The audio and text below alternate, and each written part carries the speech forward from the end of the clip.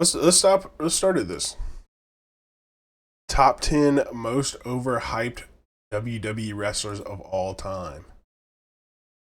For Let's every see. John Cena, there are 100 Tyson Tomkos. And if you don't know who Tyson Tomko is, well, that's the point. All the wrestlers you're about to see are men and women who WWE tried to turn into superstars, but failed miserably. Is Number that 10, are they seeing the Gable mid? Stevenson. Oh yeah, After winning Gable the gold Stevenson. medal in amateur wrestling, If you don't know about Gabriel Stevenson, one of the worst human beings that WWE has employed the last couple years.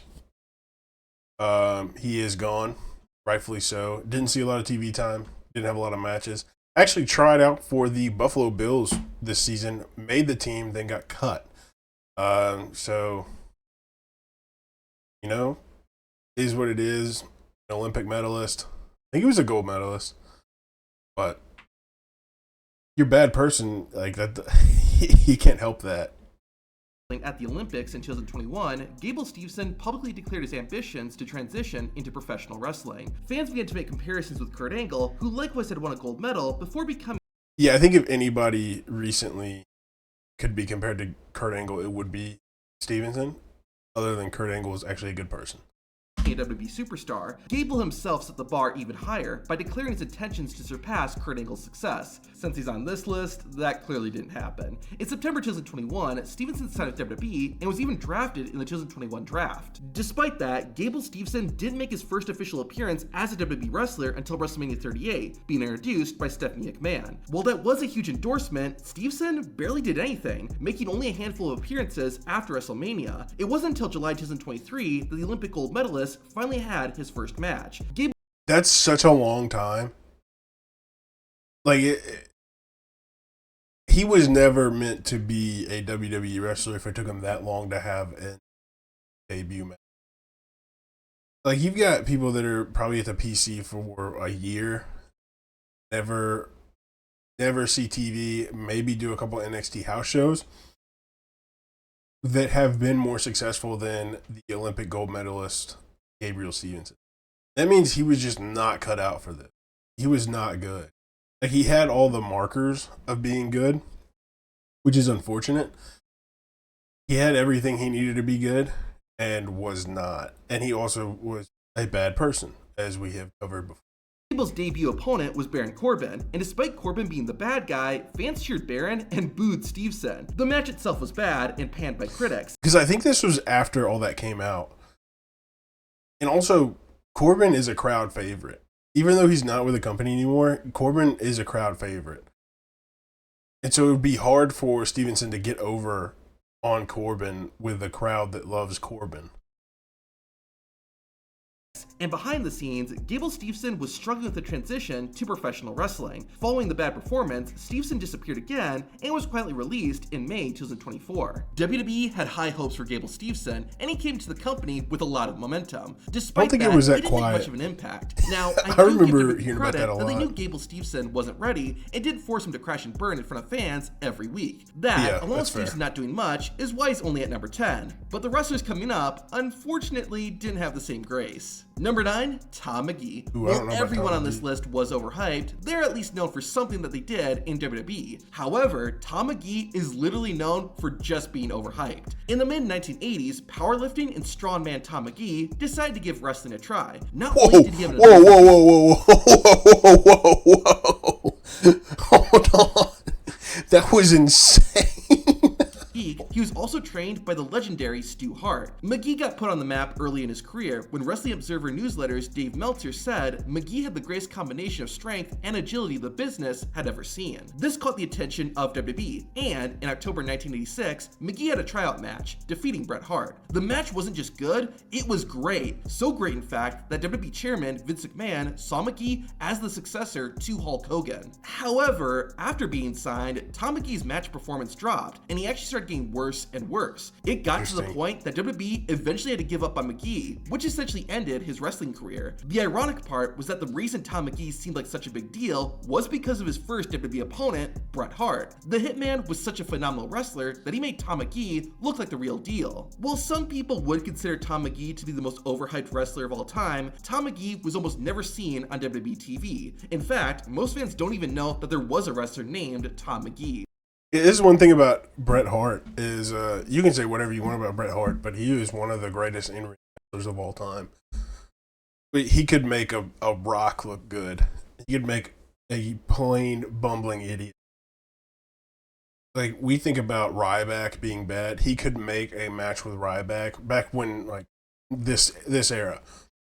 He could make Ryback look like a god if he wanted to. That's what the magic of Bret Hart is. He's so good in ring that everybody around him also looks good, which is an incredible thing. You don't get that with everybody. That's like a once in a lifetime kind of ordeal.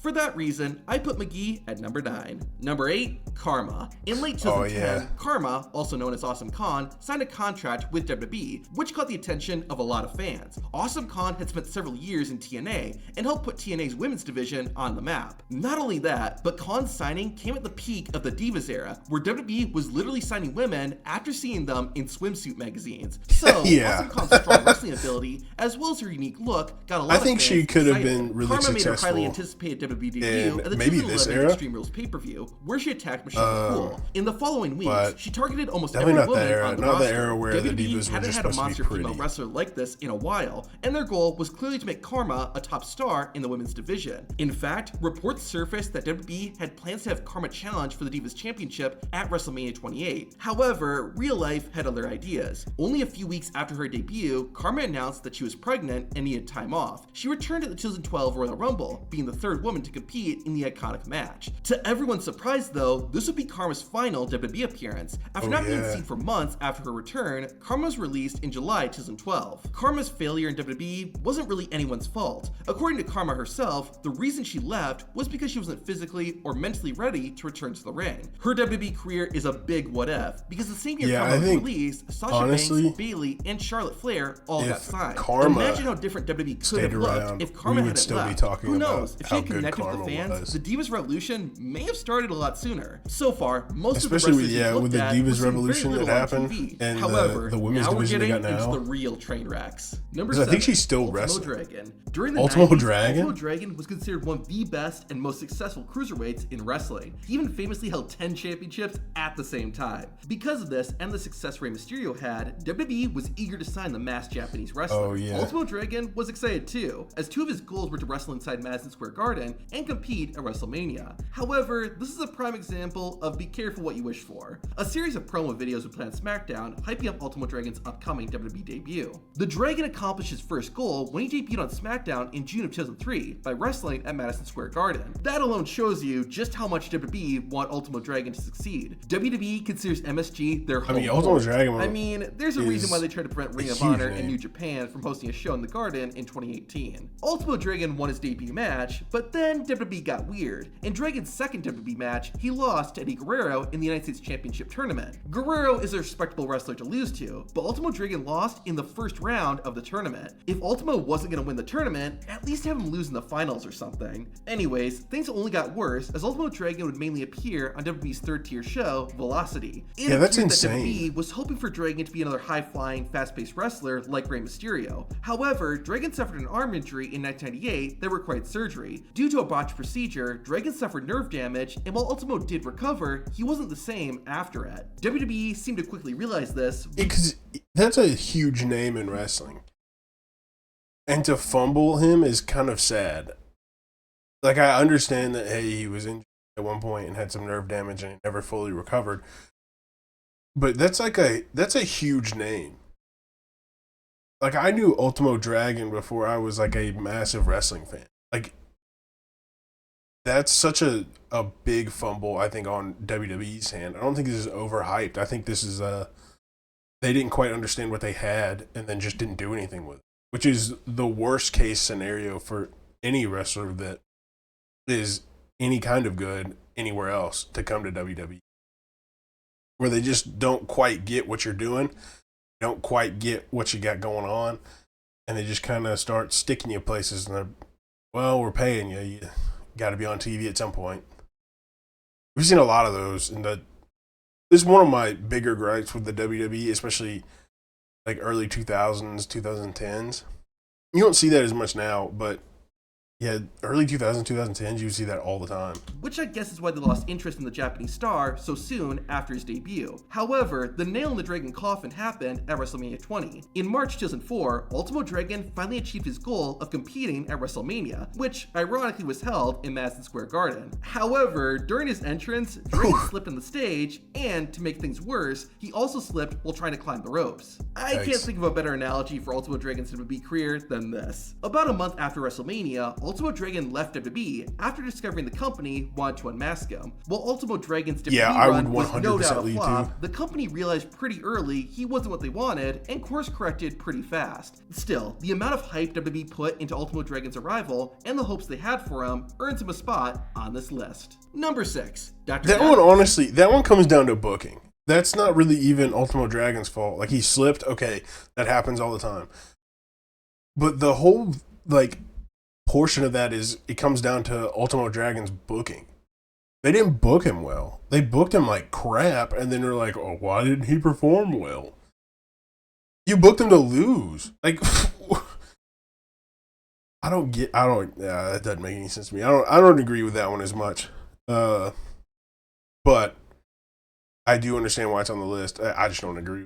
Steve Williams. Every wrestler on this list got humiliated and humbled to some degree, but I would argue that Dr. Death got the most embarrassment. Oh yeah, after wrestling for about 15 years and becoming an icon in Japan, WWE signed Steve Williams in May 1998. In addition to all that, what made Dr. Death stand out was that he was one of the legit toughest wrestlers in the business at the time. Jim Ross, one of the head WWE officials backstage, was a major advocate he could have for been Steve huge Williams, for the company, constantly bringing up how Williams was the real deal. Because of all this, WWE had plans for Steve Williams to feud with the WWE champion Stone Cold Steve Austin. At the same time, the infamous Brawl for All tournament was set up. Yeah, this ruined 3 people's careers. This one tournament ruined 3 people's careers. This is the worst move in WWE history, without a doubt. And I believe, correct me if I'm wrong, I believe this was a Vince Russo idea, which makes a lot of sense. Vince Russo is not known for good. This saw WWE wrestlers actually fight for real, and since he was considered a legit tough guy, I will say it was fun to WWE watch. encouraged Williams to participate in the tournament. WWE officials expected Steve Williams to win, which would give him even more legitimacy. In fact, some say the Brawl for All was set up specifically to turn Steve Williams into a star. However, in a shocking upset, Steve Williams was knocked out by Bart Gunn in the second round. Making matters worse is during the fight, Dr. Death tore his quad, which put him on the sidelines for several months. If you watch Bart Gunn's story about this, he talks about how this ruined his career because he knocked out Dr. Death. They told him not to, and he tried not to, and he did anyways by accident. And they blamed everything on him knocking him out. It was super dumb, but they spent a lot of money on Dr. Death, and this was a build for Dr. Death. Well. And then, instead of him getting a championship match, he had to fight Butterbean, which is obviously way worse than having to fight Dr. Death. Like, this is when Butterbean was at his peak, just knocking people out left and right. So it was a terrible situation. Awful. This is another one I don't think could be considered overhyped. I think it was just... I think the hype was right. I think Dr. Death could have been... Dr. Death could have been a name that we talk about still now. But I think that because of this injury and because of the timing of everything and the Brawl for All, it just didn't work out. I think it just didn't work out well. While he did return in early 1999, Steve Williams didn't do much of note. After being hyped up as this real tough guy, but seeing him get knocked out on live TV destroyed Steve Williams' career. According to Williams, his storyline feud with Stone Cold was given to Triple H, which gives you an idea of what WWE originally had planned for Dr. Death. Steve Williams is a big what if, but when you look at guys like Brock Lesnar and Kurt Angle, it's not hard to believe that Steve Williams could have been a big deal. While Dr. D's WWE career was short, the fact that he blew up so quickly and in such an embarrassing way is why he gets number 6. Number 5, Ryback. This might be a little Now this one I'm controversial. going to agree with. After all, Ryback was pushed as a main eventer for roughly a year, but hear me out. The big guy debuted in 2010 under the name Skip Sheffield. His first run in WWE was short-lived, as an ankle injury took him out of action for almost 2 years. In 2012, Sheffield was repackaged as Ryback. The human wrecking ball went on an undefeated streak, defeating wrestlers in quick and dominant fashion. He's just fighting jobbers. He fought jobbers for like a year. And the fans seem to agree. Like, I want to know who these jobbers are. I want to see after who they making are his comeback, Ryback challenged the WWE champion, CM Punk. While he didn't win the title, it seemed like WWE was ready to make Ryback one of their new top stars. However, things changed in 2013. Almost exactly 1 year after returning, Ryback turned heel by attacking the WWE champion, John Cena. After 2 unsuccessful title matches, Ryback would eventually become a Paul Heyman guy. For whatever reason, Heyman's rub didn't do much for the big guy. Ryback had a few bigger feuds, but ended up settling for a tag team with Curtis Axel.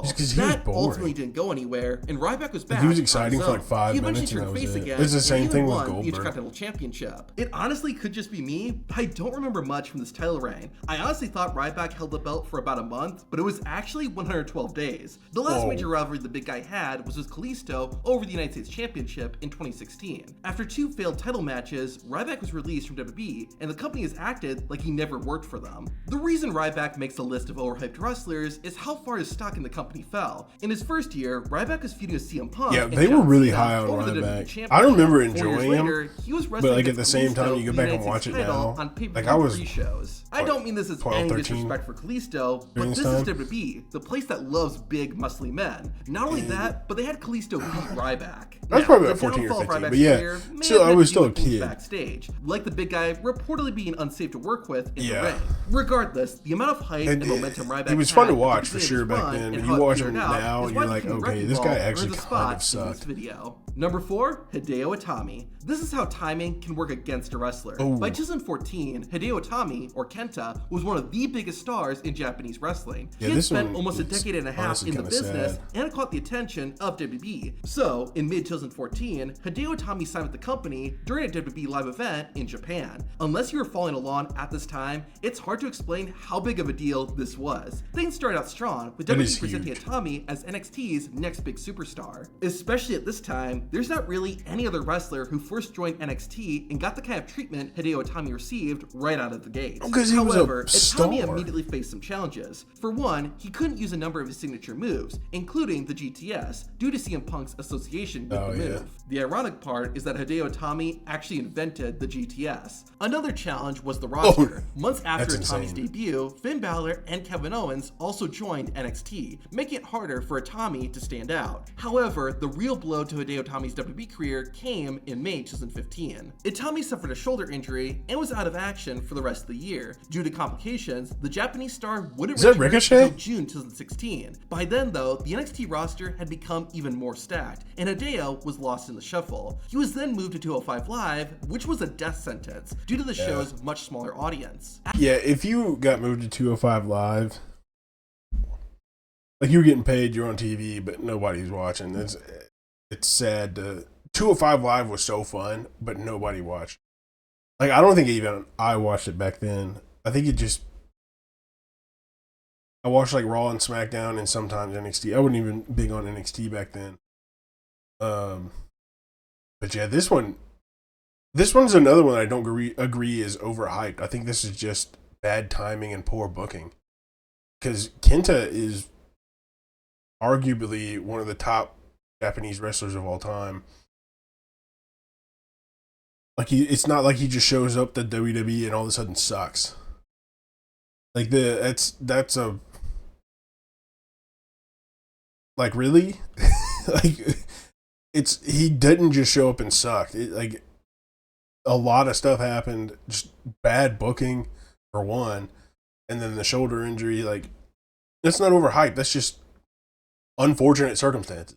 After roughly 4.5 years in WWE, Hideo Itami requested his release, and WWE officially announced his departure in February 2019. Itami himself would later go on to say that being in WWE was the most frustrating days of his life. There was a lot working against Hideo Itami, as mentioned, but another factor was Itami's struggle to learn and understand English. Additionally, Shinsuke Nakamura's arrival may have unintentionally hurt Itami, since Shinsuke was also a very popular Japanese wrestler brought into WWE. Number 3, Vladimir Kozlov. The Moscow Mauler was an accomplished Sambo and grappling champion. This put him on WWE's radar, and they signed him in early 2006. You would think WWE would want to portray Kozlov as this serious tough brute, but his first appearance on TV made him kind of laughable. I love WWE. I love WWE. I love WWE.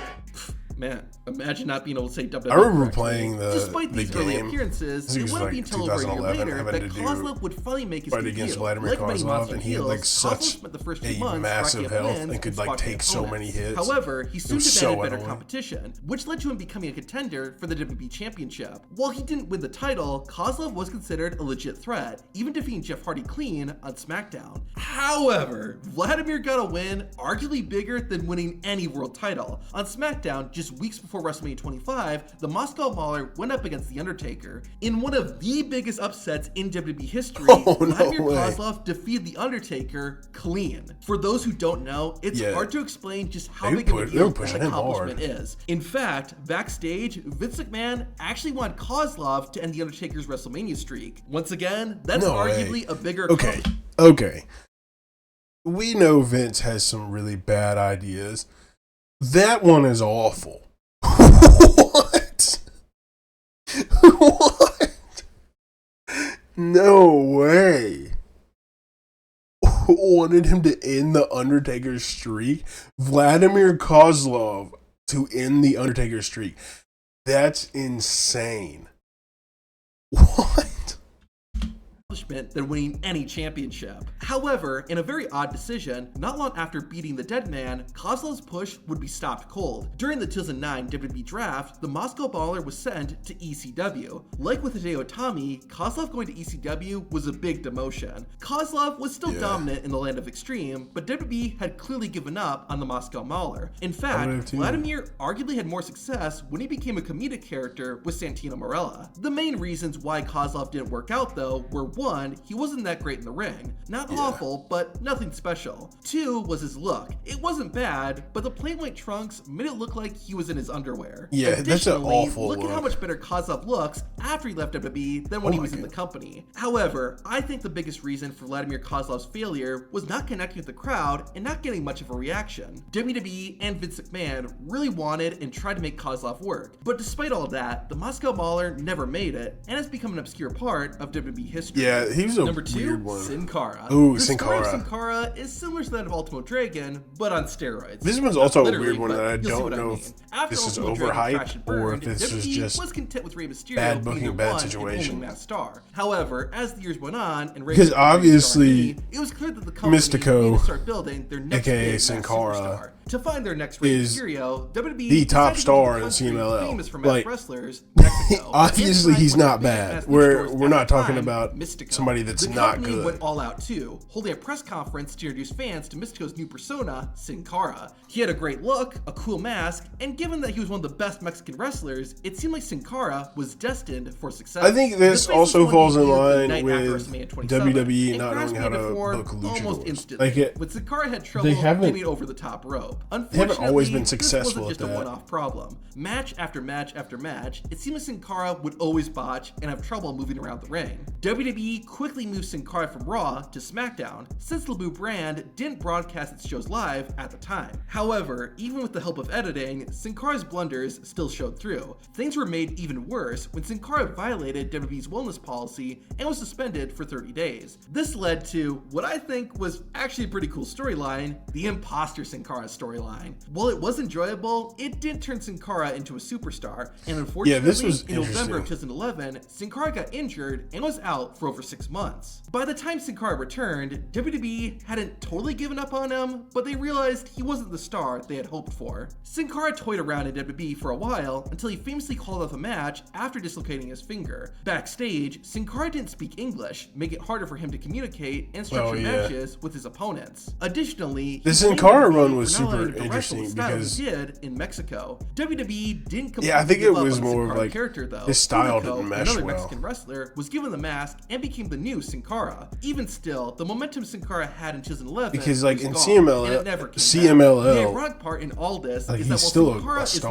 long gone, Rey Mysterio, Even after the this wrestler Sin run. Cara was meant to succeed, But- returned to WWE and has outlasted the Faceless One. And the number one most overhyped what's the number WWE one? wrestler is Lex Luger. Lex Luger. Atomic Are you Heat had to be insane? the next Hulk Hogan, right? Well, this is what likely would have happened had WWE pulled the trigger. When Luger joined WWE in 1993, he already had about 8 years of wrestling under his belt. Most Lex notably his Luger's, time like, in WCW. extremely well Originally, remembered. Luger was a heel, a bad guy named the Narcissist. However, this character didn't This last is long. the In most mid-1993, insane number Hulk Hogan one. left WWE. Vince McMahon wanted to recreate the success of Hulkamania and probably wanted to prove that it was him who made Hulk Hogan. Regardless, This doesn't Lex make any Luger sense did a at all. complete 180. Instead of a narcissistic villain, Luger became the all-American hero. Now, Luger as the Hulk Hogan replacement does kind of make sense. In the mid-80s, people often compared Hogan and Luger. In fact, Lex had thicker hair compared to Hogan's balding head and a more defined physique. If anyone was the right candidate to replace Hulk Hogan, it was Lex Luger. However, a whole lot of things didn't go right. First, there wasn't much time for Luger to adopt the American hero gimmick. He went from being a selfish jerk to trying to represent something bigger than himself within a few weeks. It Yeah, was that just was an confusing interesting and didn't seem transition. natural. I've watched that Additionally, before. Lex Luger wasn't the best on the microphone. And, While Hulk it was Hogan pretty wasn't interesting. Shakespeare, he was charismatic. I think he and did very really well rarely at it, stumbled over his but then words. would leave Lex, for WCW not so like much. For those of month you who after. voted for the winner, you know, every day I strive to be worthy of your support. To WWE's credit, they went above and beyond to try and make Lex Luger a superstar. Unlike everyone else we've talked about, WWE poured millions of dollars into the Lex Express. It was a bus that Luger drove around the United States, where he met with fans to help build support for his WWE Championship match at SummerSlam. Despite this huge investment, WWE and Vince McMahon could see the writing on the wall. While Lex did win his championship match against Yokozuna, he did so via countout and didn't win the title. It made Lex Luger's huge celebration at the end look weird and made Lex himself look kind of like a dork. WWE didn't completely drop the ball with Lex Luger after SummerSlam 93, but they might as well have. Ironically, it was the Canadian, not the American wrestler, who would become the next big face for WWE. However, the biggest reason for Lex Luger's failure was that he was trying to be Hulk Hogan. By Yeah, I 1993, think Hulk Hogan had been the star trying to of push him not to be just Hulk WWE, Hogan when he but of wasn't Hulk wrestling for Hogan almost is- 10 years. Fans were getting I think tired of the pushing Hulkster, anybody and to if they try to had be put Hulk up with Hogan more when they're Hulk not Hulk They Hogan certainly didn't want the knockoff an insane version. thing to- You could it's one of argue those that if one-on-one WWE had gone all the kind of way and had situations. Lex win the WWE Championship at SummerSlam, Lex may have had a shot. However, I think they would have just made fans more upset and disconnected with Luger. But I and maybe don't even think hurt the Lex WWE title too. Luger Honestly, is after overhyped. SummerSlam, WWE should have had Lex Luger turn heel again. That would have at least had a chance to succeed. Unless WWE did Lex's heel turn like how they did Eugene's. Speaking of which, to see the top 10 worst WWE heel turns, watch the video on screen. Yeah, like, okay, so obviously I don't agree with a lot of this list, but I think Ryback for sure is overhyped, and that other guy, I don't even remember his name, was overhyped for sure. The rest of these people were just bad booking and bad timing. Like, it wasn't overhyped, it was just like they just didn't give him what they needed to succeed, which is the most unfortunate part. But yeah, I think I don't agree with most of that video, but it was fun to look at. Luger being the number one is the dumbest thing I could think of. There are more overhyped wrestlers in WWE right now than Lex Luger ever was overhyped. But it is what it is.